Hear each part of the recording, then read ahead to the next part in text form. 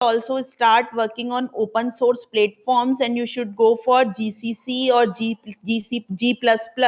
Dilip sir, हाँ ma'am, आप एक बार आईडी का for Windows platform, can you suggest them good ID for C++? Ma'am 1 minute पहले केशव सर जुड़ चुके हैं हमारे साथ एक बार। Okay okay okay okay.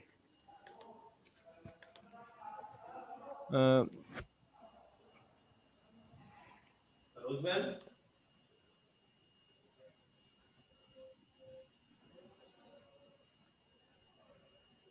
So, Saroj ma'am, Saroj ma'am, may we start the session?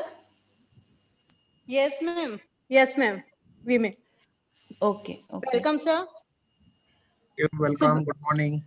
Good morning Good and morning, sir. welcome, Good morning. sir. So, continuing the series of lectures in student induction program, today we have Professor Keshav Sangle from VJTI Mumbai. So, VJTI is our mentor under TechCube 3, and I am very much thankful to Professor Awale and all the faculty members of VJTI Mumbai for continuously supporting in all events which we are organizing, whether it is a faculty development program, STC. Our students got, in large number, we got internships at VJTI. We are jointly organizing multiple activities. We have joint supervision, Tech Fest. So I'm very much thankful to the VJTI Mumbai. So today we have Professor Keshav Sangle, Professor in Department of Structural Engineering and Dean Infrastructure and Planning at VJTI Mumbai. Sir has received his PhD in Structural Engineering from IIT Mumbai. Sir has completed his BE and ME in Structural Engineering from Government College of Engineering, Karad. Sir is currently Dean Academics also. So Dean Academic Programs at VJTI is responsible for all academic activities, including admissions, classes, exams, academic calendar, students' discipline, grievances, convocation, accreditation, etc. So, sir, I welcome you on behalf of Engineering College Ajmer, and I am really thankful to all the faculty members of VJTI Mumbai. And sir will now enlighten us for the academics related things. So, sir, over to you. Thank you very much. Thank you, Madam Jyoti, Madam. So, is I am audible? Yes, sir. Okay. So, good morning, students, friend, and faculty members of Government College of Engineering, Ajmer. It gives me immense pleasure to extend to you all very warm welcome for this orientation programs. In Maharashtra, still we have to start the admission process of first year, but you are very much ahead and you are already in the government college. So we welcome all the students. Basically, I welcome on the behalf of VJTI as well as Government College of Engineering, Ajmer. First of all, I must congratulate all of you for your 12th standard success. So you have achieved certain success in 12th standard and therefore you entered in the engineering field, engineering career. And now you have selected the Government College of Engineering, Ajmer is your destinations for next 4 years. So congratulate once again. And let us, today I'm going to talk on the why you people are in the engineering and what will be your next 4 year objective or what shall be your next 4 year objective during your engineering 4 year course.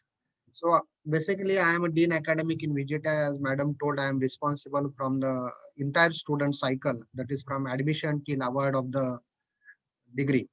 And this is my 5th year in the VJTI as a dean academic. So based on my experience, I will share certain things with you people. I will start with the presentations.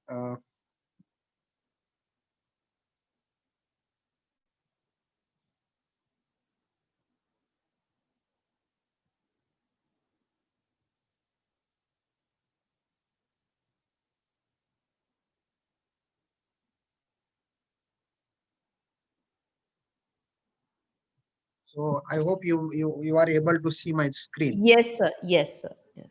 So basically, this my presentations is about two part. One is I will talk something about academic, and another is that what how I am connected or how the VGTI is connected with the Government College of Engineering Ajmer, and what facility VGTI have.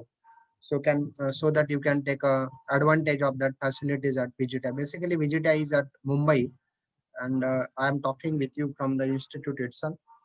So this is your Government College of Engineering Ajmer, so which is established I think in 1997, and it having very good infrastructures. I personally visited this college I think 2 years back when we started interactions under the TCube 3.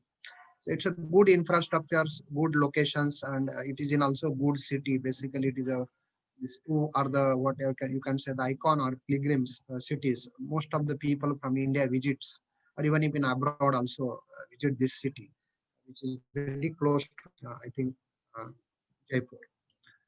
So what relations we have VGTI and Government College of Engineering Ajmer? As Madam told, basically under TCube 3 there is a Central Government of India has launched World Bank of basically launched the program Technical Education Quality Improvement Programs, which is under the Government of India. So this under these programs, institute gets the certain grants for some specific purpose, and VGTI is in the third cycle of the TCube, means Technical Education Quality Improvement Program, and basically the program having certain objective, and basic objective of this program is improving the quality of engineering educations. And quality of engineering educations is a improvement is a continuous process.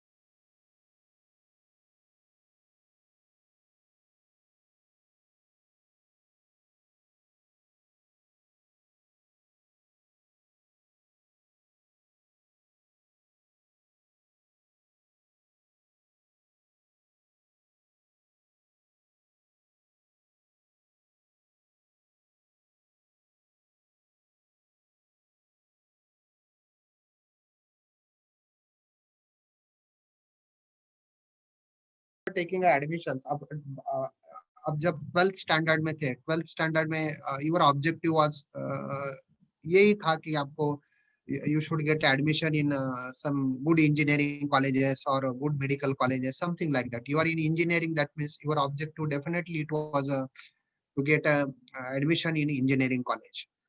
So जैसा 12th का आपका एक objective था कि आपको एक college में admission लेने का है, अच्छा कॉलेज में एडमिशन लेने का है, so college which having a very good reputations, so in which you want the admission. So that objective you have achieved with a certain degree, and that objective that means you got the admissions in this college, that means you have achieved that objectives. You may be inspiring for another college also, which is having very high rank in India and something like that, but it's okay. If you are at the government college, I also personally studied my entire educations from all government colleges in the Maharashtra, which is similarly Ajmer, Government College of Engineering Ajmer. So it's college matters, but it's not entirely matters. If you now if you decided this is your destination, so now forget about the past. Now you have to focus on the future. So what do you want to achieve after graduations? ये आपके सामने clear होना चाहिए कि मुझे 4 साल के बाद क्या करने का है, कि 4 साल के बाद आपका ऑब्जेक्टिव क्या है, and how you can achieve that objectives.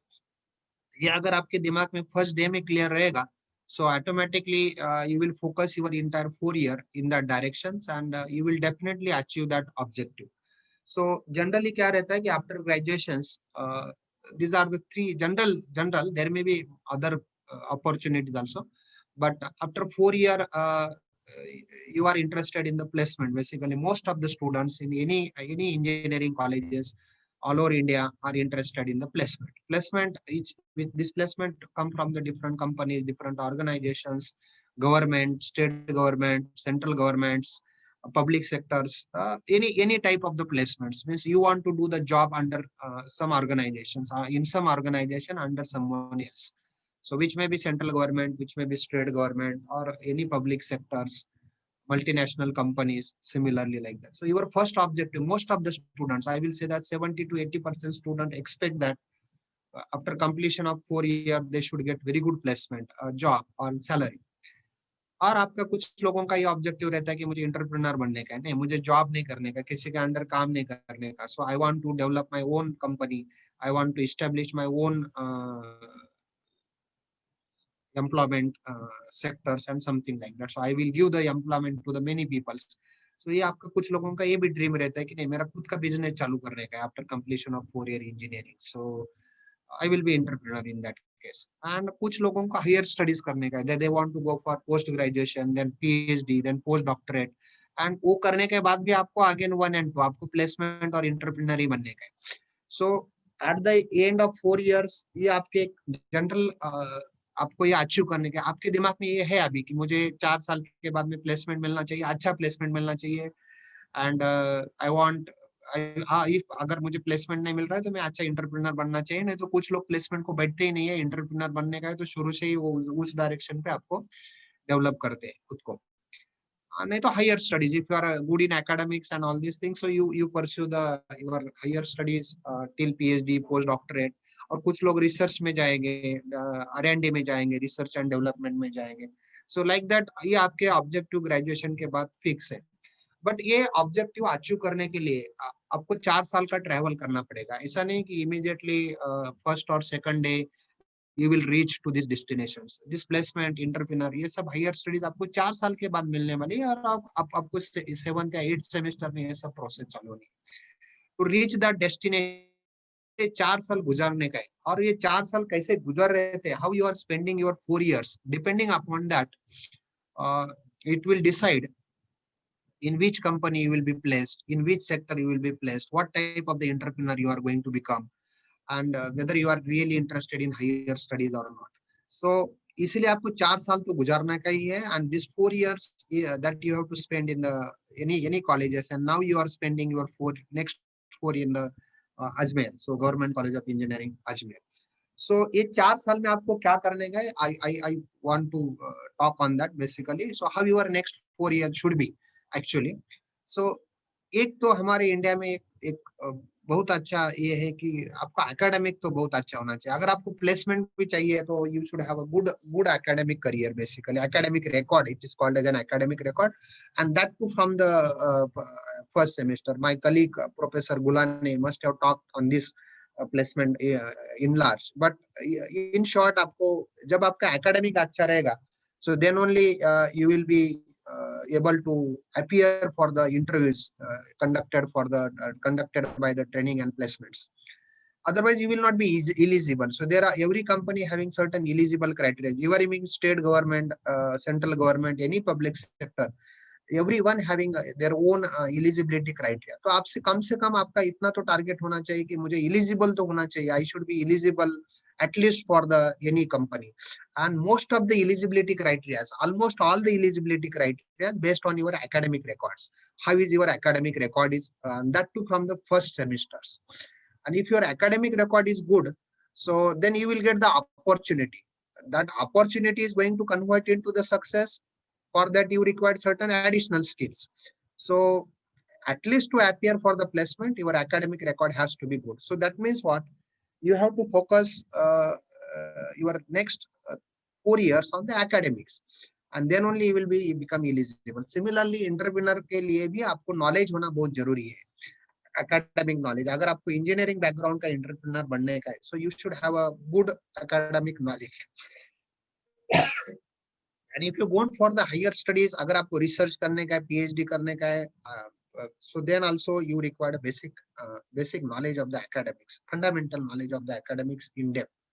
So for all these three, वो जो आपका objective है after completion of graduation, उसके लिए academic बहुत मायने रखता है. Academic is the what you can say the backbone of your entire career. इतना ही नहीं है कि आपका 4 साल का academic के ऊपर आपका next 40 year का career बनने वाला है. If you consider your lifespan is around 70 years, so अगर आपको 70 year का मैं आपको दिख रहा हूँ कि generally most of the people lives up to 70 years and they are active in their life professional life, अगर आपका बचा हुआ प्रोफेशनल लाइफ जो है आफ्टर 25 और यू कैन से 26 27, so almost 30-35 years you have to spend your professional career based on the academic knowledge you are earning during a student life. So therefore academic plays a vital role in your professional life, in your individual life also. So these are the general objectives what we want, you people want to achieve at the end, and for that you need academic. So now what academic has nowadays changed. Our education system, what today's educational system India has adopted is called as an outcome based education. What type of the uh, outcome, basically outcome means after completion of 4-year programs हम क्या ये society आप में क्या development देखना चाहती है, what type of the outcome society expect from you people और इंडिया एक्सपेक्ट और our nation expect from my engineering students, and वो अगर डेवलप हुआ ही कि नहीं है, वो डेवलप होने के लिए क्या करना चाहिए. सो ये सब जो भी एजुकेशन सिस्टम में इन्वॉल्व किया है उसको आउटकम बेस्ड एजुकेशन सिस्टम कहते हैं. So now in our country we have adopted the outcome based education system, almost all professional courses. So outcome based education system में आपको दो चीज important है, उसमें से एक है कि what is outcome, which outcomes are expected from the students after completion of 4-year program. आज के दिन में आपके आउटकम क्या है, सपोज 0 है, आज आप फर्स्ट ईयर में एडमिशन ले चुके हैं, so you don't have a knowledge of at today you don't have any knowledge about the engineering basically. So अगर 4 साल के बाद मुझे आप में कौन सा नॉलेज डेवलप करने का है, ये मुझे आज क्लियर होना चाहिए, और वो नॉलेज आप में डेवलप हुआ है कि नहीं है उसको आउटकम कहते हैं. सपोज आज मुझे लगा कि आपको इलेक्ट्रिकल इंजीनियरिंग का नॉलेज देने का है, और आपको व्हाट एक्सटेंट में आपको इलेक्ट्रिकल इंजीनियर का नॉलेज देना चाहता हूँ, ये पहले दिन में ही मेरे दिमाग में होना चाहिए कि 4 साल के बाद जब बच्चा इलेक्ट्रिकल इंजीनियरिंग पास हो जाएगा, सिविल इंजीनियरिंग पास हो जाएगा, मैकेनिकल इंजीनियरिंग पास हो जाएगा, उसमें कौन से टाइप का आउटकम एक्सपेक्टेड है, उसमें से क्या बच्चों को वो बच्चा कौन से आउटकम लेके मार्केट में जाना चाहिए और इंडस्ट्री में आना चाहिए, that is called as an outcome based education, and that is well defined at the beginning of the your education. अभी आपके भी आउटकम डिफाइन हो चुके हैं, आप ऑल इंजीनियरिंग स्टूडेंट के क्या क्या आउटकम होना चाहिए, that is well defined, and वो आउटकम डेवलप करने के लिए हमारी इंटायर एजुकेशन सिस्टम काम कर रही है, develop means working on that. And ये 4 साल में हम आपको कुछ आउटकम डेवलप करेंगे, आप में से कुछ आउटकम जरूर डेवलप करेंगे. सो बेसिकली क्या रहता है आउटकम, अगर आप बोलेंगे तो which type of the knowledge basically we want to develop, we means we as a faculty member or institute as a, or what, or you as a collectively, so which type of the knowledge we should want to develop, or which type of the knowledge should get developed in the students, which type of the skills, basically knowledge and skills are the different things. And then attributes, basically कि आप attributes क्या attributes आप में होना चाहिए 4 साल के बाद में. अभी ये तीनों अगर आप देखेंगे तो आपका आज का नॉलेज है, आज के स्किल है, आज के एट्रीब्यूट्स है, वो 4 साल के बाद सेम नहीं रहेंगे, वो चेंज हो जाएंगे. और वो कौन से होना चाहिए, विच type of the knowledge, which type of the skill, which type of the attributes develop होना चाहिए, ये बताता है हमारा प्रोग्राम आउटकम. बेसिकली हमारे प्रोग्राम जो 4 साल का प्रोग्राम है उसके आउटकम क्या होना चाहिए, ये हमारा बेसिकली बताता है, आउटकम बेस्ड एजुकेशन सिस्टम बताता है. उसके साथ साथ आप में बच्चों में हमको कॉम्पिटेंसीज भी डेवलप करने का है और आपको एक्सपर्टाइज भी बनाने का है. मीन्स कॉम्पिटेंसीज मीन्स व्हाट, अगर आप मैकेनिकल इंजीनियर है तो मैकेनिकल इंजीनियर के प्रॉब्लम आप सॉल्व करना चाहिए. एक्सपर्टाइज ये है कि आप मैकेनिकल में एक्सपर्टाइज बनना चाहिए, फिर आपको सिविल के प्रॉब्लम नहीं जमेंगे, इलेक्ट्रिकल के नहीं जमेंगे, that is okay. One man can not be expert in all the fields. So आपने जो भी सिलेक्टेड फील्ड है, आपने जो भी अभी ब्रांच का एडमिशन लिया है, वो ब्रांच में आपको कॉम्पिटेंसीज डेवलप होना चाहिए, आपकी एक्सपर्टाइज डेवलप होना चाहिए. एंड ये सब आपका knowledge, skill, attributes, competencies and जो एक्सपर्टाइज है, वो सब का यूज करके by using all this knowledge everythings you should serve from the societies, जो भी आपको सोसाइटी के लिए सर्व करने का है. तो how to serve to the society, वो भी हमारे प्रोग्राम आउटकम में आ जाएंगे धीरे धीरे. सो ये सब शुरू में ही डिफाइंड है. मीन्स आपको 4 साल में क्या आप what society is expected you in you spending 4 years in the any engineering colleges, that is well defined, and that I want to talk initially कि आपको 4 साल में हम क्या कर देंगे, आपको क्या आपको पढ़ाने वाले हैं, ये नहीं academic systems, what type of the knowledge, skills, attributes, competencies and expertise want to develop in you. So that is called as a program outcome. तो ऐसे 12 प्रोग्राम आउटकम हमारे नेशन ने डिफाइन कर दिए है for engineering students, graduate engineering students. तो मैं थोड़ा उसमें थोड़ा एक 10-15 मिनट बोलना चाहता हूँ, because this is the basic objective of your admissions, engineering admissions. जो आपको जॉब चाहिए, आपको प्लेसमेंट चाहिए, प्लेसमेंट के टाइम भी लोग यही देखते हैं कि ये बच्चा ये whether this outcomes has been developed in the students or not, and up to what extent. बात करेंगे अभी आने वाले 10-15 मिनट में. So उस out of that 12 outcome, which outcome has been developed in the student after completion of 4 year, उसने 4 साल कैसे गुजारे हैं और रियली उसमें ये 4 सालों में कुछ चेंज हुआ है क्या, उसके लिए जो पैरामीटर है, ये पैरामीटर मींस ये 12 पैरामीटर है, 12 पैरामीटर है, उसके बारे में मैं आपको जानकारी देना चाहता हूँ, सो दैट आप लोग शुरू से ही फोकस रहेंगे कि ये मुझे डेवलप करने का है. ये अगर मेरे में डेवलप हो गए तो मुझे 4 साल के बाद में कुछ दिक्कत नहीं आ जाएगी, दिक्कत फॉर प्लेसमेंट, दिक्कत for you can say the higher studies and even if in to become a good entrepreneur. So पहला जो एक आउटकम वी एक्सपेक्ट करता है कि आपको 4 साल के बाद आप में से इंजीनियरिंग नॉलेज डेवलप होना चाहिए और वो नॉलेज आपने अप्लाई भी करना चाहिए basically to solve the complex engineering problem. Basically आपको इंजीनियर क्यों बनने का है, आपको इंजीनियर का एक प्रॉपर डेफिनेशन है. इंजीनियर का प्रॉब्लम है कि इंजीनियर का रोल ये है कि उसको सोल्यूशन देने का है टू रिजॉल्व द प्रॉब्लम्स. उसका बेसिक ऐसा इंजीनियर नहीं बोल सकता कि ये मैं नहीं कर पाऊंगा. अगर आप इलेक्ट्रिकल इंजीनियर है, इलेक्ट्रिकल में इलेक्ट्रिकल ब्रांच रिलेटेड कोई सा भी इश्यू क्रिएट हो गया तो उसके ऊपर आपको कुछ ना कुछ सोल्यूशन देने का ही है. Entire society expect solutions from the students. आप सिविल इंजीनियर है तो आपको सिविल इंजीनियरिंग के बारे में जो भी प्रॉब्लम आ जाएंगे, ब्रिज है, बिल्डिंग्स है, कोई भी प्रोजेक्ट है, उसके बारे में जितने भी प्रॉब्लम आ जाएंगे उसका आपको सोल्यूशन देने का ही है. और ये जो प्रॉब्लम जो है ना वो कॉम्प्लेक्स रहते हैं, वो बहुत सिंपल नहीं रहते. सिंपल रहते तो आम आदमी उसको सॉल्व कर पाएगा. इंजीनियरिंग नॉलेज की उसके लिए जरूरत नहीं है. So most of the engineering problems are very complex problems. वो जटिल रहते हैं, ऐसा नहीं है कि वो सिंपल प्रॉब्लम्स है इसीलिए कोई भी सोल्यूशन देगा. इसके लिए इंजीनियरिंग नॉलेज की ही जरूरत रहती है. इंजीनियरिंग प्रॉब्लम है तो इंजीनियरिंग नॉलेज की जरूरत पड़ती है. तो इसीलिए आपको इंजीनियरिंग नॉलेज बेसिकली डेवलप करने का है. एंड दैट नॉलेज आपके पास अभी मैथमेटिक्स का नॉलेज हम डेवलप करेंगे, साइंस का करेंगे, इंजीनियरिंग फंडामेंटल्स आप में से डेवलप करने की कोशिश करेंगे. एंड ये सब नॉलेज डेवलप होने के बाद आप क्या करेंगे कि जो कॉम्प्लेक्स इंजीनियरिंग प्रॉब्लम है इंजीनियरिंग में जो जो आ जाएंगे, आपके ब्रांच रिलेटेड आ जाएंगे, वो सॉल्व करने का कोशिश करेंगे. उसको हिंदी में आप देखेंगे तो this is the what you can से, इसको अभियांत्रिकी ज्ञान बोलते हैं. विज्ञान, गणित, वो अभियांत्रिकी ज्ञान का उपयोग कर जटिल समस्या का समाधान करने का. ये सब जो है आपके वेबसाइट पे, आपके इंजीनियरिंग कॉलेज के अगर वेबसाइट देखेंगे अजमेर की, उसमें ये दिया है कि आपको क्या करने का आफ्टर 4 साल के बाद. तो आपके वेबसाइट पे भी आप चले जाएंगे, आपको ये 12 एट्रीब्यूट्स उसमें है. ये हो गया पहला इंजीनियरिंग. दूसरा है प्रॉब्लम एनालिसिस. आपको जो भी प्रॉब्लम आ जाएगा during the your what career basically, so उसका आपको एनालिसिस करना आना चाहिए. सो एनालिसिस करना मीन्स क्या करने का, जो भी समस्या है आपके सामने खड़ी हो जाएगी ड्यूरिंग योर करियर लाइफ, सो उसके लिए वो समस्या आपको अच्छी तरह से आइडेंटिफाई करना चाहिए, पहचान में आना चाहिए कि ये समस्या है क्या.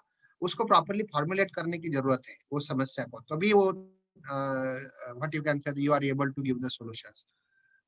वो समस्या के बारे में पहले कुछ जानकारी है क्या, कुछ लोगों ने उसके ऊपर काम किया है क्या, उसको हम बोलते हैं कि रिव्यू ऑफ रिसर्च लिटरेचर.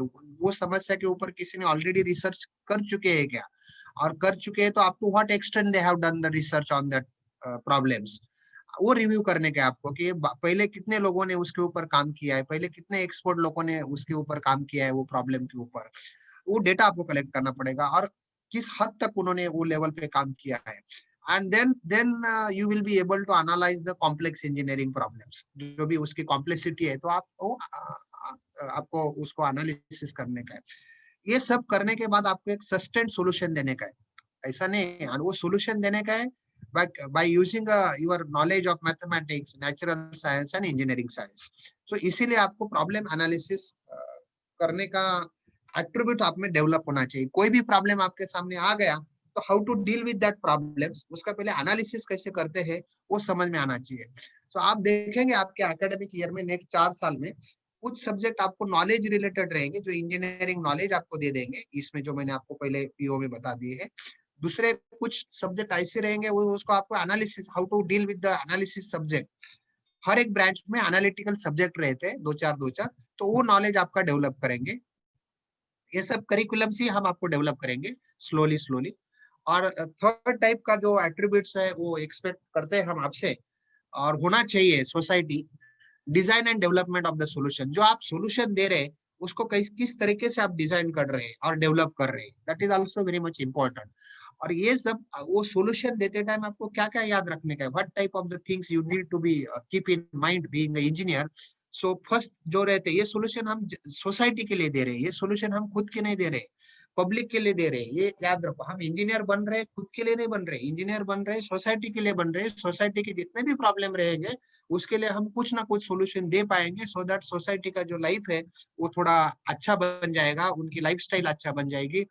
सो अगर मीन्स इसीलिए हम इंजीनियर बन रहे हैं। आपको अगर ये गलत फहमी रहेंगे कि मैं खुद के लिए इंजीनियर बन रहा हूँ, ये रॉन्ग है। आप इंजीनियर बन रहे हैं, मुझे सोसाइटी के लिए सर्व करने का है, सोसाइटी के लिए मुझे काम करने का है। और इसीलिए मुझे ये याद रखना पड़ेगा, जो भी मैं सॉल्यूशन का डिजाइन करूंगा, जो भी सॉल्यूशन मैं डिजाइन करूंगा प्रॉब्लम का, जो भी प्रॉब्लम है, जटिल प्रॉब्लम है, कॉम्प्लेक्स प्रॉब्लम है, उसका जो भी सॉल्यूशन मैं देना चाहता हूँ एज ए इंजीनियर, उसका डिजाइन और डेवलपमेंट किस तरीके से होना चाहिए और क्या याद रखना चाहिए, तो उसके लिए मुझे ये याद रखना बहुत जरूरी है। ये प्रॉब्लम में, ये सॉल्यूशन मैं पब्लिक के लिए दे रहा हूँ, लोगों के लिए दे रहा हूँ। उसमें मेरा public health and safety is primary important things. वो सॉल्यूशन में मेरा ऐसे डिजाइन होना चाहिए कि मुझे ये देखना चाहिए कि पब्लिक हेल्थ एंड सेफ्टी मैं केयर ले रहा हूँ कि नहीं, पब्लिक स्वास्थ्य और सुरक्षा की। दूसरा रहता है कि हमारी एक कल्चर है, हमारे पब्लिक इंडिया का एक कल्चर है, आपके रीजन का एक कल्चर है, अजमेर का एक कल्चर है। आप जिस लोकेलिटी में वो सॉल्यूशन दे रहे हैं, वो लोकेलिटी का एक खुद का कल्चर है, उसको भी आपको डिस्टर्ब नहीं करने का। वो कल्चर क्या है वो भी देखने का आपको। और जो सामाजिक उसका जो बोलते हैं कि सोसाइटल इम्पैक्ट, सामाजिक, our society is what you can say the with the different ingredient. ऐसी नहीं कि एक समाज है, हमारा समाज में हर जात है, धर्म है, पंथ है, ये सब अलग अलग लोग है। तो ये सबके ऊपर मेरे दिए हुए सॉल्यूशन का क्या इम्पैक्ट हो जाएगा, ये भी ध्यान रखने का है मुझे। और इन्वायरमेंटल कंसिडरेशन वो भी बहुत इंपॉर्टेंट है।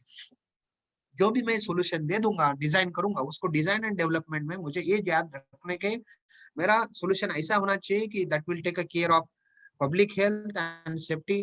कल्चर जो है हमारे इंडियन कल्चर है, जिस एरिया में आप सॉल्यूशन दे रहे हैं उस एरिया का कल्चर क्या है। अगर आप बाद में हायर स्टडी करने के बाद यूएस में जाते, कहाँ पे भी जाते, ऑल ओवर वर्ल्ड का खुद का एक, हर एक रीजन का एक खुद का कल्चर है, सोसाइटी का स्ट्रक्चर है, एंड उसका एक इन्वायरमेंटल है, इन्वायरमेंट है। ये सब को कुछ ये नहीं होना चाहिए, आप क्या बोलते हैं कि उसको कुछ डिस्टर्ब नहीं होना चाहिए सब। और ऐसा मेरा इंजीनियरिंग सॉल्यूशन होना चाहिए।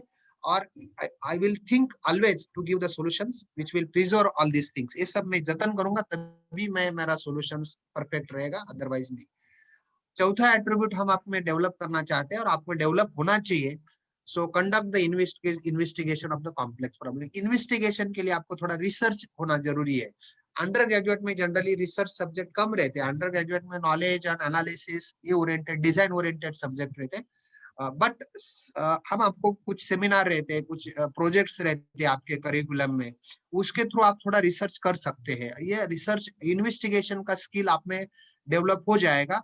If you are working on some seminar topics, if you are working on some project topic, some research topic, जो additional आप लेना चाहते over and above the what you can say the curriculum, तो उसमें, तो इसके लिए आपको एक्सपेरिमेंट्स करना पड़ेगा। लैबोरेटरी है, आप देखेंगे इंजीनियरिंग में, हर एक इंजीनियरिंग में almost 50% subject having a laboratories. So laboratories का इंपॉर्टेंस ये है कि आपका उसमें आपको कभी कभी नए एक्सपेरिमेंट डिजाइन करने पड़ते हैं। उसमें जो डेटा मिलता है वो डेटा का एनालिसिस करना पड़ता है, उसके इंटरप्रिटेशन करने पड़ते हैं। जो एक्सपेरिमेंट करने के बाद आपको जो डेटा मिलेगा उसका भी एनालिसिस करना आना चाहिए आपको उसका इंटरप्रिटेशन करना चाहिए।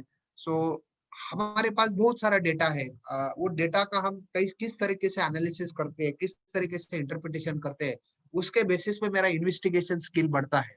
सो आपको इन्वेस्टिगेशन स्किल बढ़ाना है, कॉम्प्लेक्स प्रॉब्लम सॉल्व करने के लिए। आपको ऐसा नहीं है कि जुगाड़ करने का है, इंजीनियरिंग में ऐसा नहीं चलता है। Engineering is required proper investigations and giving a solutions, any solutions you require proper investigations of the complex problems. So वो स्किल भी आपके पास डेवलप होना चाहिए। So ये सब लोग देखते हैं 4 साल के बाद ये सब स्किल आप में डेवलप हुए कि नहीं है, हुए तो किस तरीके से डेवलप हुए और up to what level it had been develop. और पांचवा जो स्किल हम डेवलप करना चाहते हैं आप में, कि आप में ये स्किल डेवलप होना चाहिए कि जो भी मॉडर्न टूल यूजेस है। Now see engineering, there is a every day there is a change in engineering, every moment means ऐसा नहीं कि हर एक क्षण में इंजीनियरिंग में चेंजेस आते हैं। ऐसा नहीं कि जब 10 साल आप हम जो पढ़े अभी वही इंजीनियरिंग में, नया नया टूल आते हैं, नया नया एक्सपेरिमेंट्स आते हैं, नए नए इक्विपमेंट्स आते हैं, बेसिकली नए नए टेक्निक्स आते हैं। आप कौन सी भी ब्रांच ले लो, particularly if you are in circuit branch means आप अगर computer, IT, electrical, electronics and telecommunications देखेंगे, ये ब्रांच में बदलाव बहुत जल्दी आता है। बदलाव यानी चेंज जो रहता है, change in knowledge, change in development is very fast. So नए नए टूल आते हैं वो सब इसमें, तो ये सब टूल आपको यूज करना आना चाहिए। आप अगर अभी कौन से भी इंजीनियरिंग देखेंगे तो उसमें सॉफ्टवेयर है। अगर सिविल इंजीनियरिंग भी देखेंगे कि आपको कौन सा बिल्डिंग डिजाइन करने का है, एनालिसिस करने का है, तो आप मैन्युअली नहीं कर पाते। आपको ब्रिज डिजाइन करने का है, मैन्युअली नहीं कर पाएंगे। उसके लिए नए नए टूल्स है, सॉफ्टवेयर है, मॉडर्न टूल है, वो सब आपको यूज करना आना चाहिए। और ये मॉडर्न टूल का भी नॉलेज कॉलेज आपको दे देगा कि वो कॉलेज में रहते हैं generally, all software and equipments, latest equipment, जो नई नई मशीनरीज है, ये सब कॉलेज में होना चाहिए, कॉलेज में रहती है। तो ये इन 4 साल में उसका भी नॉलेज देने का ट्राई कॉलेज करता है आपको। तो आपको जो भी मॉडर्न टूल्स है कॉलेज में अवेलेबल, वो सब यूज करने में आना चाहिए, और वो यूज करके आपको प्रॉब्लम का सोल्यूशन देने का है आगे जाके। क्योंकि जितने मॉडर्न टूल आप यूज करेंगे, नए नए टूल यूज करेंगे, इतना complexity of the engineering problem reduce हो जाएगी। तो ये मॉडर्न टूल का भी यूजेस में अपना आना चाहिए। आप अभी मोबाइल यूज करते हैं, मोबाइल में देखो कितना चेंजेस आता है। पहले अभी मैं आपसे साथ बात कर रहा हूँ, जो हम सामने नहीं है, तो ये भी मॉडर्न टूल है। अभी हम इसमें जूम पे मैं आपके साथ इंटरेक्ट कर पा रहा हूँ। अभी मेरी सब सेमेस्टर जो है, पूरी सेमेस्टर मैंने ऑनलाइन ली है, without having any loss to the academics, to the student. So ये नए टूल हमने यूज किए। कल तक हम just before corona we are not used to take online lectures, but immediately we people switch over to the online lecture. अगर हमारे पुराने प्रोफेसर बोलते थे, जिनका 50 साल के ऊपर उम्र है, जिनको कंप्यूटर आता नहीं था, जिनको ये नॉलेज नहीं है, अगर वो कहते थे कि हमको नहीं आएगा, तो नहीं हो जाएगा ना। तो ऐसा होता नहीं है। सो जितने भी मॉडर्न टूल है, आपको सोसाइटी के साथ चेंज होना चाहिए। जो भी मॉडर्न टूल है यूजेस, वो आपको यूज करना आना ही चाहिए। विदाउट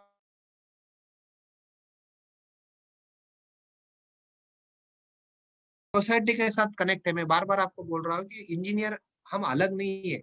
हम, madam are you able to see? Yes, sir. Okay, so Sir, 13th number slide. या प्रॉपरली आ रहा है सुनने को? Yes, yes, sir. एक बार बीच में थोड़ा सा कट हुआ था, but no problem. का थोड़ा ही आता है। हाँ हाँ। तो दूसरा है इंजीनियरिंग का जो ये है, मैं बोल रहा हूँ कि सोसाइटी, हम सोसाइटी के साथ जुड़े हुए हैं। ऐसा नहीं कि हम अलग है, इंजीनियर कुछ सोसाइटी से अलग है। Basically we have to work for society also. तो ये समाज के प्रति आपकी हर बार जागरूकता होना चाहिए। तो ये भी नॉलेज, ये भी स्किल हम अपने डेवलप करेंगे 4 साल में। ये भी स्किल आपको डेवलप करके लेने का है कि मेरे समाज के प्रति कितनी जागरूकता है, समाज के प्रति, समाज कौन सा है, उसका स्वास्थ्य के क्या क्या इश्यू है, सेफ्टी के क्या क्या बारे में ख्याल रखना चाहिए, लीगल क्या इशू आते हैं हमारे इंजीनियरिंग प्रॉब्लम सॉल्यूशन में। Many times there are legal issues, it is called as an techno legal, technical plus legal. So उसकी भी आपको जानकारी होना चाहिए। मैं ये अगर सॉल्यूशन दे दूंगा तो उसका लीगल इम्पैक्ट क्या हो जाएगा, और वो कल्चरल इश्यूज क्या है। तो ये सब it comes under the engineer and society. Engineer का सोसाइटी के बारे में कितना जागरूकता है, समाज के प्रति जागरूकता आप में है या नहीं है, ये स्किल आप में डेवलप हुआ है कि नहीं है, इसकी भी ये स्किल डेवलप करने की कोशिश आपको 4 साल में करने का है, कॉलेज करेगा। और दूसरा है इन्वायरमेंट एंड सस्टेनेबिलिटी। आपको जो भी सॉल्यूशन हम दे रहे हैं इंजीनियरिंग का, अगर मैं कुछ बड़े बड़े कंस्ट्रक्शन कर रहा हूँ, फैक्ट्री का फैक्ट्री कहाँ पे इस्टेब्लिश कर रहा हूँ, जो भी मैं सोल्यूशन दे दूंगा उसमें इन्वायरमेंटल, वो सोल्यूशन तो पहले सस्टेनेबल होना चाहिए और दूसरे में इन्वायरमेंट लॉस नहीं होना चाहिए। अभी हमारे मुंबई में आपने देखा रहेगा कि मेट्रो का एक अभी आरे शेड, आरे आरे का कार शेड था, आरे में था। Aarey is basically what you can say the it's a forest. Generally there are so many trees, whether it is a forest or not, that is not clear, but so many trees are there. So if you want to develop the new facilities, so you have to keep environment in mind also, irrespective of the cost involved into that. Sometimes people take a decision to protect the environment which may be costlier than the earlier solutions, but environment का ख्याल रखना भी बहुत जरूरी है when you are going to give any engineering solution. And जो solutions आपका sustainable भी होना चाहिए, डेवलपमेंट हम बोलते हैं सस्टेनेबल, कि इन्वायरमेंट में ज्यादा कुछ उसका इम्पैक्ट नहीं होना चाहिए। तो आपको इन्वायरमेंट का भी ख्याल रखने का, being a engineer, because engineers is basically create the things. Engineering का रोल है कि क्रिएट करने का, मीन्स कंस्ट्रक्शन करने का है, कुछ जो भी है, जो भी क्रिएशन है वो इंजीनियर क्रिएट करते हैं। सो जब क्रिएशन आता है तब डिस्ट्रॉयशन भी, डिस्टोरेशन भी आता है, आप डिस्ट्रॉय भी करते हैं कुछ चीज, तो वो इन्वायरमेंट को इम्पैक्ट नहीं होना चाहिए, ये याद रखना चाहिए। जितनी भी डेवलपमेंट होना चाहिए उसमें कम से कम इन्वायरमेंटल लॉस होना चाहिए। जीरो तो लॉस पॉसिबल नहीं है, बट कम से कम मिनिमम इन्वायरमेंटल लॉस होना चाहिए, तभी आपका सोल्यूशन सस्टेनेबल रहेगा। नेक्स्ट जो एट्रीब्यूट्स और हम आपके डेवलप चलना, इथिक्स। इथिक्स तो ये होना ही चाहिए, मीन्स हर एक में हम इंजीनियरिंग के जब सॉल्यूशन दे रहे हैं तो हम आप में से इथिक्स डेवलप होना ही चाहिए। Without ethical any services without ethics is not called as an professional services. Professional का मीनिंग क्या है कि जो भी हम बिजनेस करेंगे, if you are going to do any business, if you are going to work anywhere, whether in the government sector, state government sector, central government sector, public sector, society में काम कर रहे हैं, आप में इथिक्स होना ही चाहिए। जो भी आप प्रिंसिपल अप्लाई करेंगे इंजीनियरिंग का, वो इथिकली करना चाहिए, उसमें नॉन इथिकल चीज होना ही नहीं चाहिए। सो ये आप में से इथिक्स जो भी है, मीन्स आपका ये प्रिंसिपल डेवलप होना, आपका नेचर, आपका कैरेक्टर ऐसा होना चाहिए कि आप हर एक बार जो भी सोल्यूशन दे रहे हैं वो इथिकली दे रहे हैं, उसमें कोई नॉन इथिकल चीज नहीं है। जब भी आप जॉब कर रहे हैं, कुछ सर्विसेज दे रहे हैं सोसाइटी के लिए, वो सब इथिकली इथिक्स फॉलो करके ही कर रहे हैं, उसमें नॉन इथिकल चीज कुछ भी नहीं रहेंगे। सो इसका भी ध्यान आपको देखना पड़ेगा। None of the organisation will appoint any person which don't have any ethics. Ethics आप में डेवलप होना ही चाहिए। ये डेवलप कैसे हो जाएंगे, तो आप स्लोली जब फर्स्ट ईयर से फोर्थ ईयर तक चले जाएंगे उसमें डेवलप हो जाएगा। इथिक्स का मैं एक अच्छा एग्जांपल टुडेज कंस्ट्रक्ट में देना चाहता हूँ। मैं देखो कि आपको अभी हमारे ऑनलाइन एग्जामिनेशन हो रही है, ऑनलाइन सब टीचिंग लर्निंग हो रही है, मुझे पता नहीं कि आप सुन रहे हैं कि नहीं रहे, मैं देख नहीं पा रहा हूँ आपको, मीन्स मैं देख नहीं पा रहा हूँ आपको, but I am delivering my lectures very honestly. आप में से कोई लोग बहुत ऑनेस्टली लेक्चर सुन रहे रहेंगे, वेदर समवन इज वाचिंग और नॉट वाचिंग। चलो आपके लिए वो उतना इम्पोर्टेंट है इसलिए आप देख रहे हैं, बट कुछ लोग इधर उधर घूमते रहेंगे, ये करेंगे, जब टीचर पढ़ाता है सो ध्यान नहीं देंगे, वो खुद का कोई कुछ एक्टिविटी करेंगे। So that is not ethics. Once you are in the classroom, whether it is online class और offline class, so you should be behave like a student. So student के जो कैरेक्टर है वो आप में से आना ही चाहिए। सो अगर नहीं कर रहे तो इसका मतलब you are not professionally following the ethics. आपका आज का प्रोफेशन स्टूडेंट है, सो स्टूडेंट के बारे में जितने भी इथिक्स है वो आपको फॉलो करना ही चाहिए। और ये कब आता है, ये ऐसा कोई पढ़ाएगा नहीं आपको, कि आपको बता देगा, बट पढ़ाएगा नहीं, आपको बता देगा कि XYZ you are not attending the lectures, you are not coming regularly on the lectures. So जब आप लेक्चर को ज्वाइन करते हैं तो it's your responsibility to join on the sharp time, to listen carefully, maximum with your full attention, try करना चाहिए आपने। ये सब ये इथिक्स में आता है। अगर आप कोई एग्जाम दे रही है, आप कोई एग्जाम दे रहा है, ऑनलाइन दे रहा है, तो आपकी सुपरविजन की जरूरत भी नहीं पड़ना चाहिए। Without any supervision you should able to properly answer the questions। अगर आप किधर कॉपी करके देख रहे हैं, कुछ इधर उधर किसी का हेल्प करके एग्जाम दे रहे हैं, so that is not a ethical way of giving a examination। so ये सब आपको बचपन से ये आता है। एक तो हमारे बचपन से थोड़ा डेवलप किया रहता है फैमिली से, और दूसरा आपको खुद को डेवलप करना पड़ता है। कभी कभी अगर आपसे गलती हो गई तो उधर छोड़ के आगे नहीं होना चाहिए, इतना तो ध्यान रखना चाहिए। सो जब भी आप लेक्चर अटेंड करेंगे, सिंसियरली लेक्चर अटेंड करो, टाइम पे लेक्चर को जाओ। सो ये सब आप छोटे छोटे चीजों में से आप में से इथिक्स डेवलप हो जाएगा। इसका हम नैतिक मूल्य बोलते हैं कि हमारी नैतिकता क्या है बेसिकली। इसमें इसके बारे में मैं एक एग्जांपल देना चाहता हूँ कि generally there was very good example कि कोई चीज मुझे हासिल करने का है, वो मैनेजमेंट प्रिंसिपल अप्लाई करके हासिल करो और सोल्यूशन देने का है, और कोई व्हाट मैनिपुलेशन करके दो। जब हम मैनिपुलेट करके कुछ चीज हासिल करते हैं ना, तो इसमें नैतिक मूल्य कुछ नहीं रहते।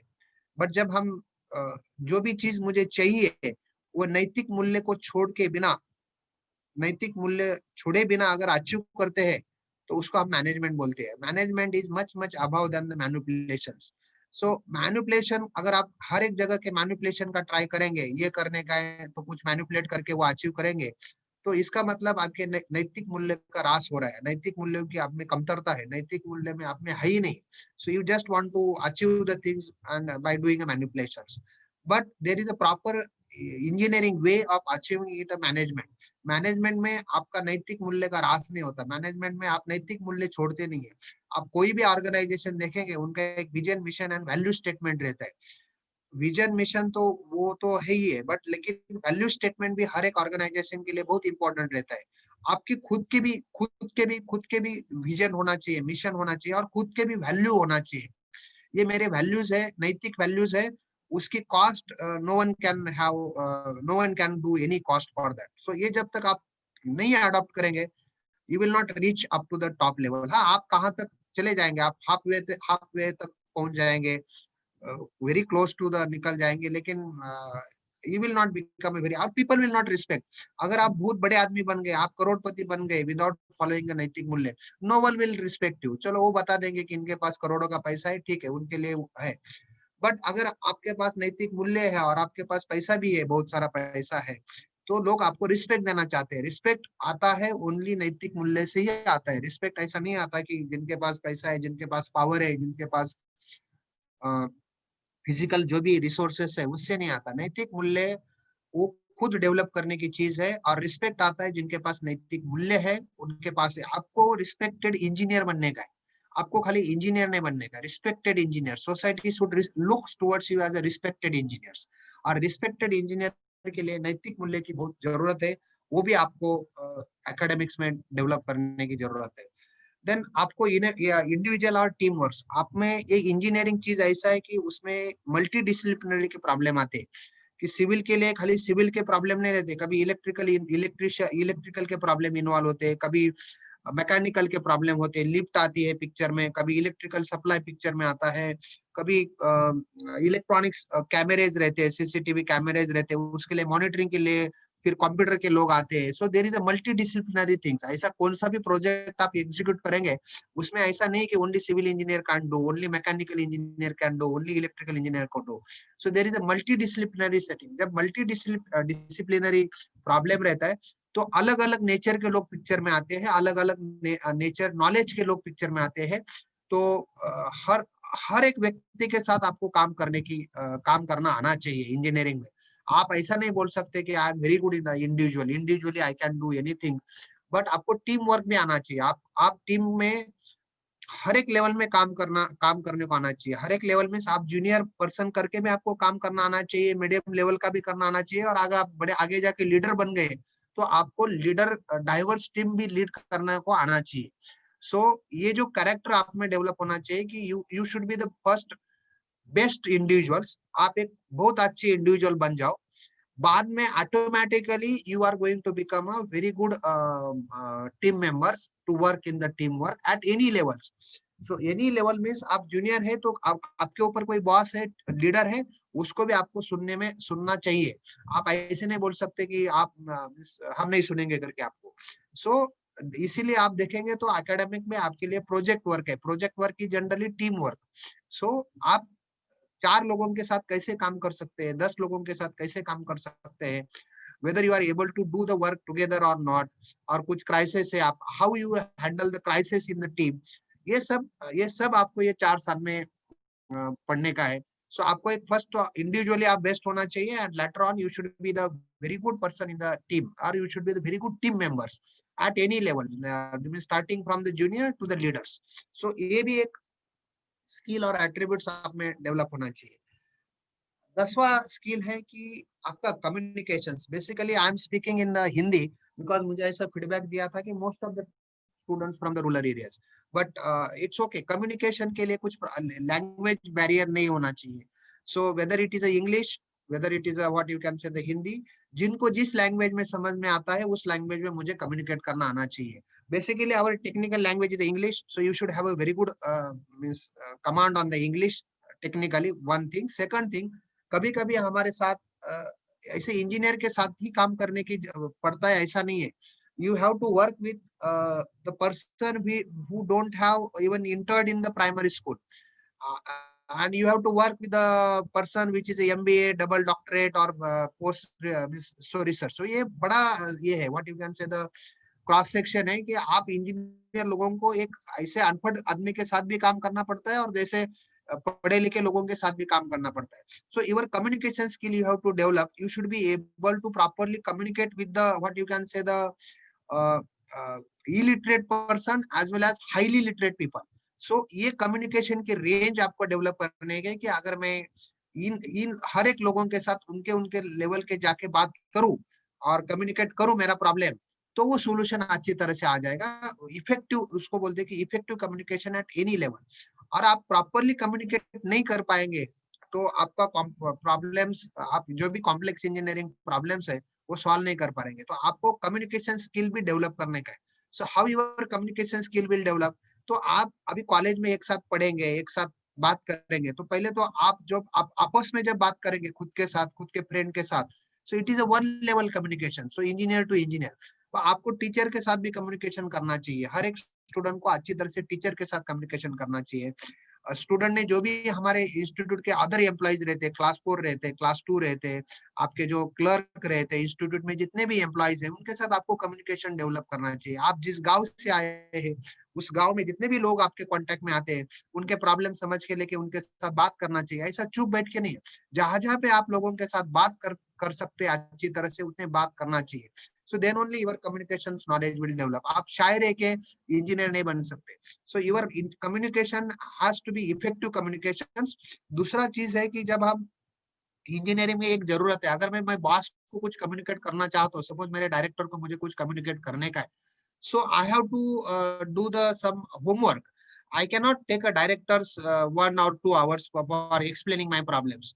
So my problems, whenever I am explaining the things to my higher ups, so I have to explain it very comprehend, means उसको बहुत ऐसा क्या बोलते हैं कि कम शब्दों में लिखा हुआ चाहिए, कम शब्दों में मैंने इफेक्टिव कम्युनिकेशन जाना चाहिए, कम से कम शब्द यूज करके, वर्ड यूज करके मैं किस तरीके से मैं बॉस को बता सकूं कि ये मेरा प्रॉब्लम है, ये होना चाहिए। अगर मुझे फिर इफेक्टिवली वो वर्ड लिखने में आना चाहिए, मेरा रिपोर्ट्स इफेक्टिव होना चाहिए, वो डॉक्यूमेंटेशन बनाना है, मैं जो भी रिपोर्ट बनाऊंगा, डॉक्यूमेंट बनाऊंगा, वो प्रॉपर डॉक्यूमेंटेशन होना चाहिए, और जो भी मैं प्रेजेंटेशन बना दूंगा वो भी इफेक्टिव होना चाहिए। सो कम से कम टाइम में सामने वाला आदमी समझ जाएगा कि what is your basic problems and what type of the solutions you are expecting from him. So ये जो कम्युनिकेशन का तरीका है, that is it also very vital in engineering. Without proper or appropriate communications, you will not become a successful engineers. So आपको हर एक लोगों के साथ, जो लोगों के लेवल के मुताबिक आपको कम्युनिकेशन स्किल डेवलप होना जरूरी है। और दैट कम्युनिकेशन स्किल जो हम आपको सेमिनार देंगे कुछ प्रेजेंटेशन के लिए, आप ये कम्युनिकेशन स्किल डेवलप करने के लिए और एक अच्छा तरीका है, जितने भी कंपटीशन होते हैं all over India, all over in your college, हर एक कंपटीशन में पार्ट ले लो, टेक्निकल कंपटीशन में, तो उधर जाके आप प्रेजेंट करो, डायस में जाके बात करो, जो स्टूडेंट एक्टिविटी है उसमें इन्वॉल्व हो जाओ। So automatically your communication skill will get increase. And see, engineer को मैनेजमेंट में आना चाहिए और थोड़ा बहुत फाइनेंस भी आना चाहिए। इंजीनियर को मींस ये फाइनेंस का नॉलेज थोड़ा, I will not say that you should be the CA और you should be the MBA person, but ये नॉलेज प्रोजेक्ट मैनेजमेंट करना पड़ता है। बहुत सारे लोग पिक्चर में रहते हैं, रिसोर्सेज पिक्चर में रहते हैं, वो सब रिसोर्स का प्रॉपर मैनेज करके सोल्यूशन देना चाहता है। वैसे फाइनेंस का भी इम्प्लीकेशन आपको पता होना चाहिए, जो भी मैं सोल्यूशन दे रहा हूँ उसका फाइनेंशियल इम्प्लीकेशंस क्या है, and how to manage the resources में क्या क्या आता है? रिसोर्सेस में आपके इंफ्रास्ट्रक्चर आता है, रिसोर्सेस में आपकी मैन पावर आती है। अगर आप लीडर बन जाएंगे तो ये मैनेजमेंट एंड फाइनेंशियल स्किल आपके लिए इंपॉर्टेंट है, but at junior level it is not too much important, but when it is you reach to the higher level it is required. And last time, which is very much important skill we want to develop in lifelong learner.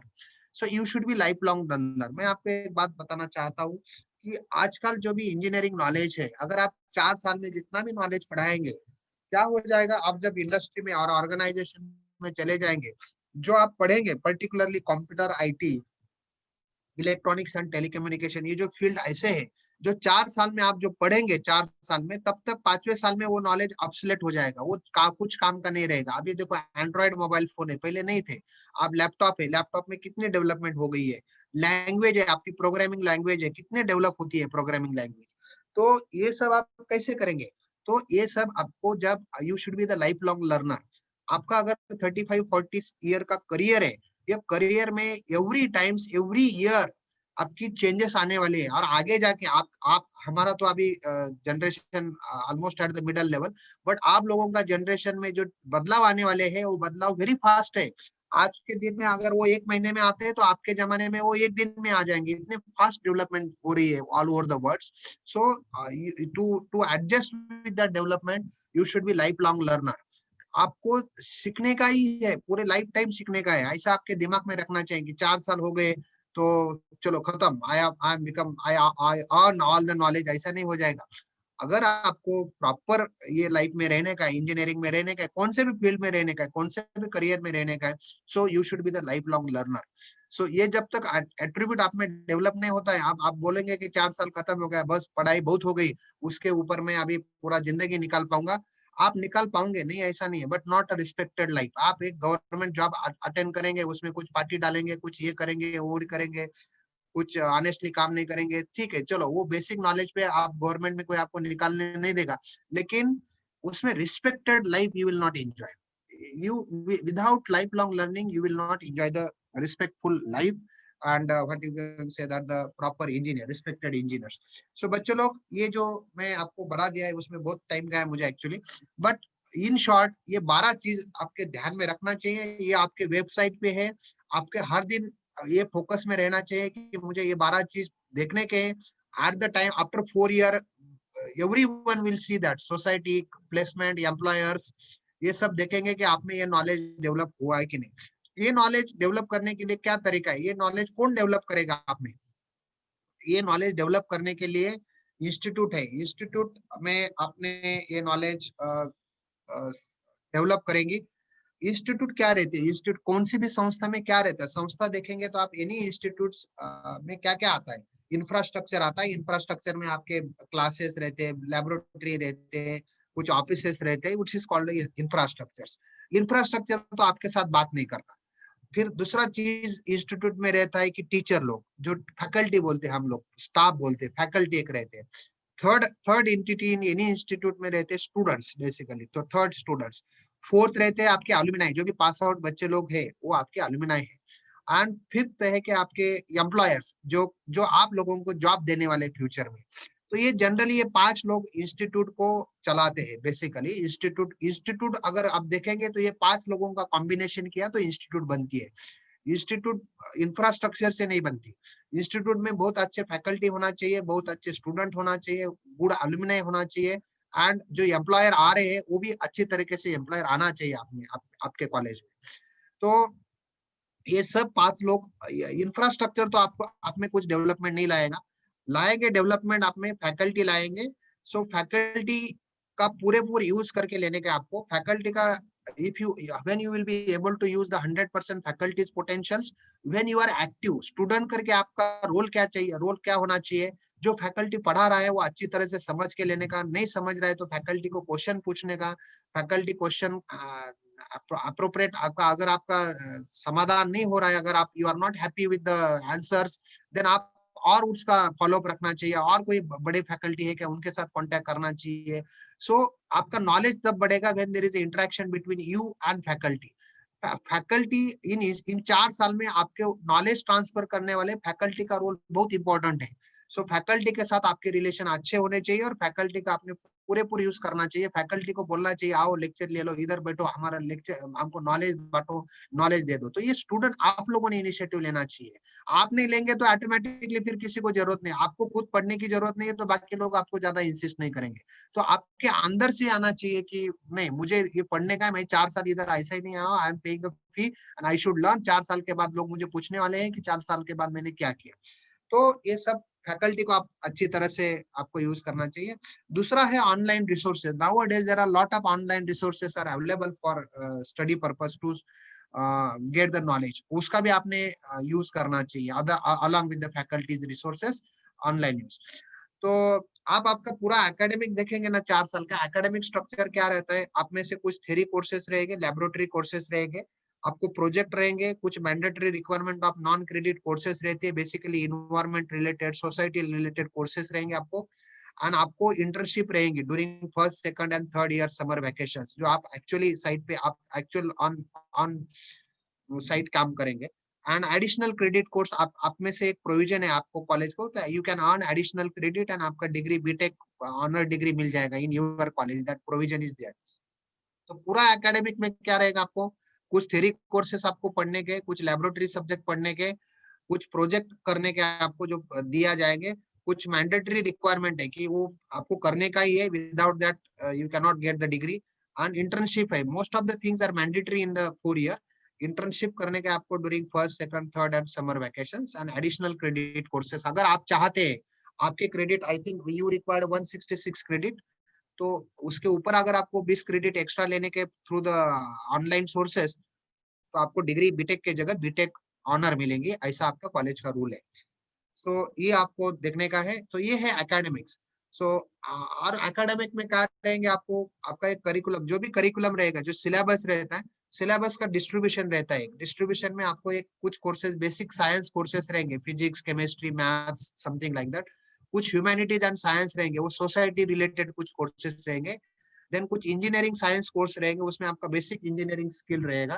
आपके professional core courses रहेंगे, means basically elective courses रहते हैं कि आगे जाके third और fourth year को अलग अलग सब्जेक्ट का डिस्ट्रीब्यूशन हो जाएगा। जिसमें आपको इंटरेस्ट नहीं है वो आप कोर्सेज नहीं ले पाएंगे, जिसमें इंटरेस्ट है वो कोर्सेज कॉलेज आपको ऑफर करेगा।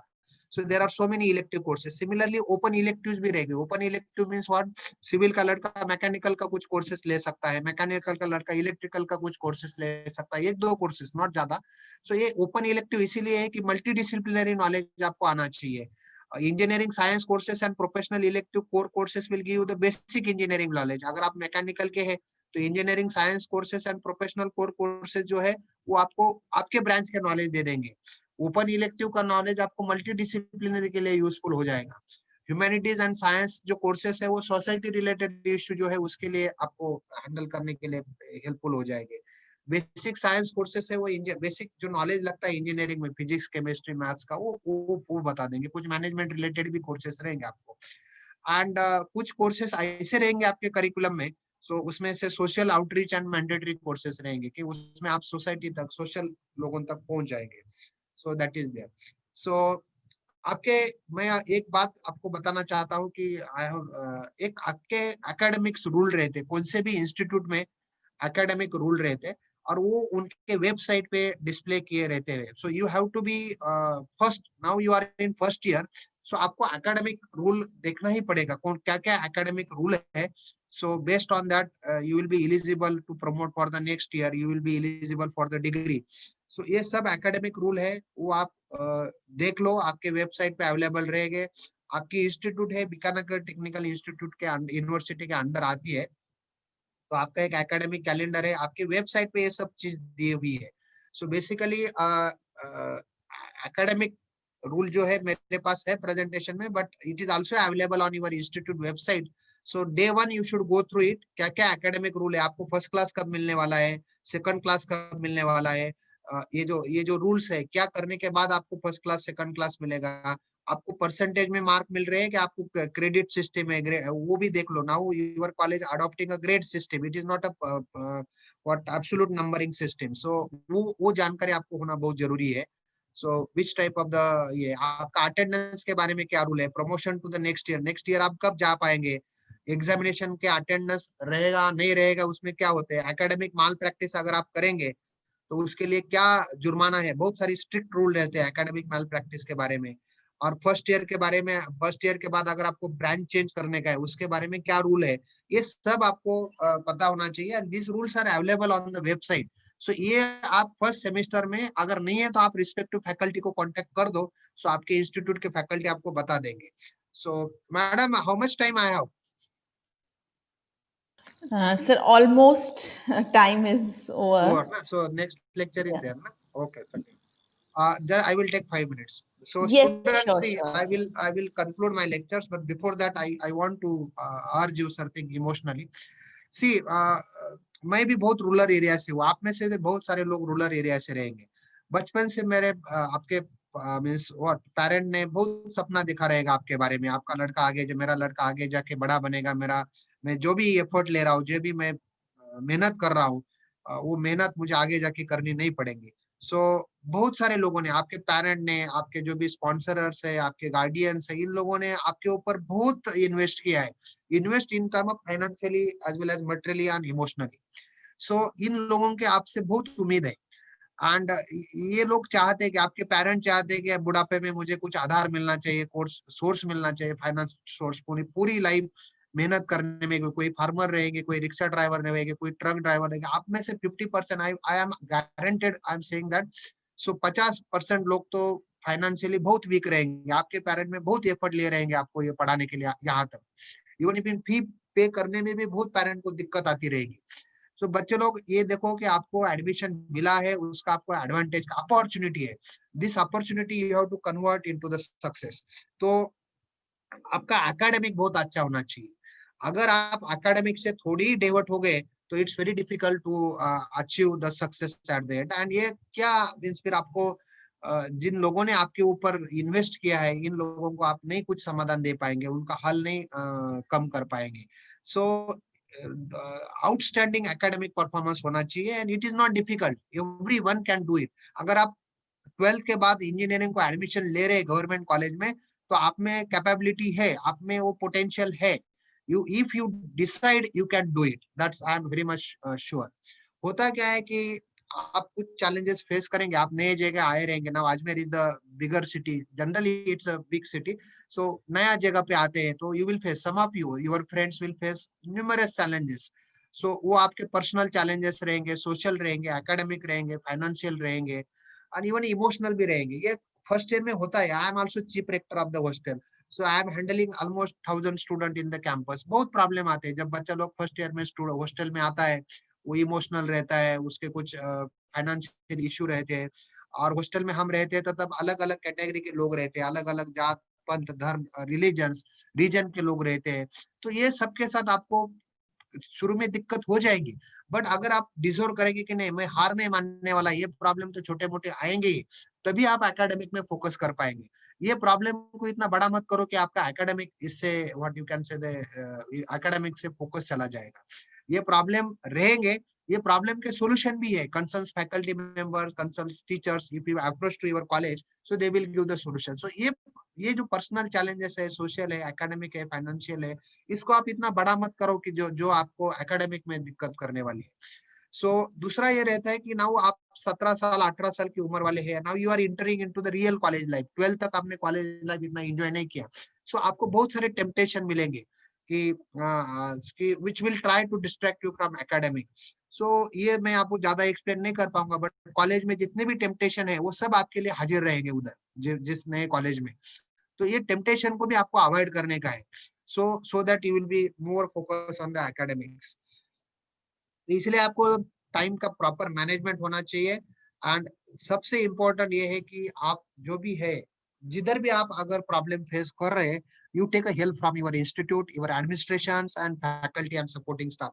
कौन से भी इंस्टीट्यूट ऐसी नहीं है, कौन से भी इंस्टीट्यूट का administration and faculty and supporting staff ऐसा नहीं रहेगा कि जो आपको हेल्प नहीं करेगा। Everyone want to help you people and want to settle you people at appropriate place, and you should be focused to the academics. So always be open with the what you can say with your faculty. And lastly, मुझे VGTI के बारे में बताने का था, but I don't have any time. But VGTI Mumbai is having a good association with your college, आप हमारे college में कभी भी आ सकते हैं, हम हमारे कॉलेज में प्रोजेक्ट कर सकते हैं, पार्टिसिपेट कर सकते हैं. You are always welcome in VGTI. VGTI is established in 1887. We have completed 130 years, almost 130 years, and we established before IIT also. I will not say that we are very great, but we are definitely doing well in academics. और ये college के जितने भी facility है, हमारे यहाँ जितने भी फैसिलिटीज है, including laboratories, equipment, software, library, वो फैसिलिटी आप यहाँ पे कभी भी बॉम्बे में आते हैं, ट्रेनिंग के लिए आते हैं, कुछ आपको इंटर्नशिप करने का इसके लिए उपलब्ध है, अवेलेबल है. एंड आप आपके कॉलेज के थ्रू प्रॉपर चैनल से कभी भी VGTI में आ सकते हैं. एंड सी इन एकेडमिक के साथ आप जो स्टूडेंट एक्टिविटीज है उसमें भी आप फोकस करो, सो दैट आपका ओवरऑल डेवलपमेंट हो जाएगा. Thank you very much. With this, I will end my presentation. So, So truly your words were like a mentor and a parent. Truly, thank you very much, sir, for all your motivation. You focused on importance of academics to our students. So this is the path where they have to start and they have to follow all the guidelines given by you and all the suggestions given by you. And sir, thank you again for your motivation.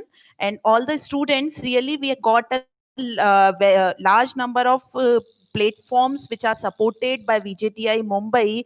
We have sent our students for internship in last 3 years, and there were joint publications, and student got good knowledge from there.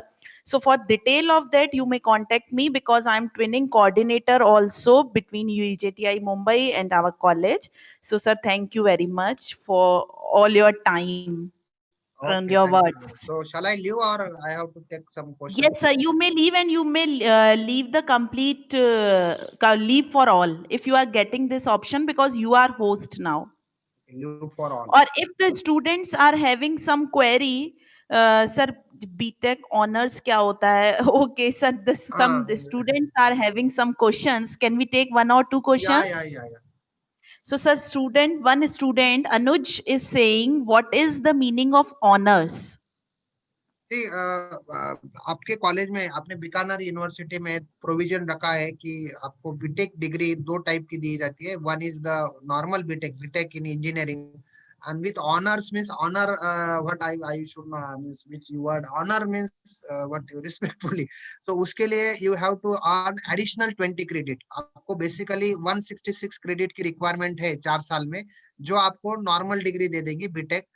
Honour का मतलब ये है कि honours का मतलब अलग अलग जगह अलग अलग है. आपके कॉलेज में आपके डिग्री में ये मतलब है कि आपकी डिग्री बीटेक ऑनर्स है कि सामने वालों को पता चलेगा कि आप you are different than the your regular students and you have work hard and earn additional 20 credits.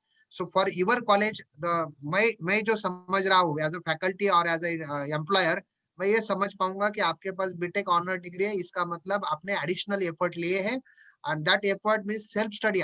ये भी खासियत है कि जो एडिशनल 20 क्रेडिट आपको अर्न करने के, that is almost online, through online. There is no coaching to you for this from college for this 20 credits. So you have to earn yourself through the online resources. इसका मतलब ये है कि you are different than others and you are truly academician and you are really want to do something different than others. So if I recommend you people go for that degree because that provision is there, so it is better and it will give the good impression to the employers also. You know, you are different than others. Okay.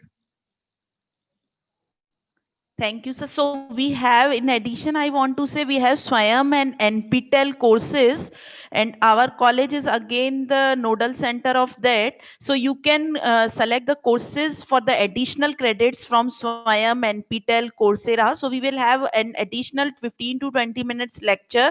I request the host to schedule it for the knowledge of students. What are the different online courses available? Okay. Thank you. Thank you very much, sir. Thank you. Okay, so now you may leave, sir. Thank you so much.